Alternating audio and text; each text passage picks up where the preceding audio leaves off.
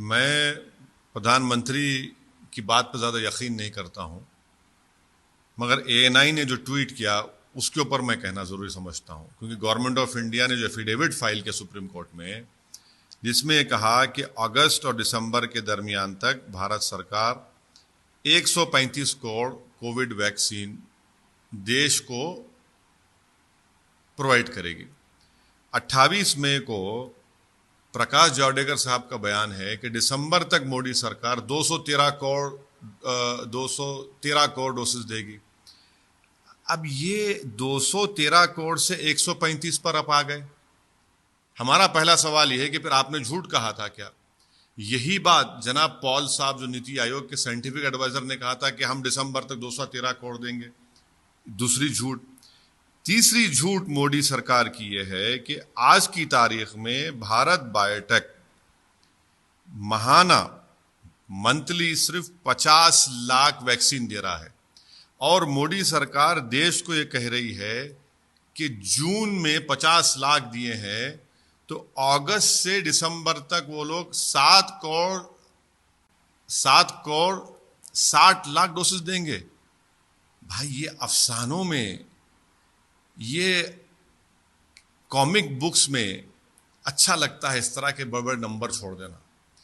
आप जून में 50 लाख और आप कह रहे अगस्त से 7 करोड़ 60 लाख देंगे भारत बायोटेक। चलिए, वो तीनों पब्लिक सेक्टर अंडरटेकिंग को मिला भी लीजिए, जो गुजरात का कंसोर्टियम है उसको भी मिला लीजिए, तो ये इनका सरासर एक के बाद एक इनके झूठ, इनकी गलतियां एक्सपोज हो रहे देश की जनता के सामने। और मैं शुरू से कह रहा हूं कि इनके पास वैक्सीन प्रोक्योरमेंट की पॉलिसी शुरू से गलत रही है, अभी भी गलत बोला जा रहा है। भाई, लगाया जा रहा है, कैसे लगना चाहिए?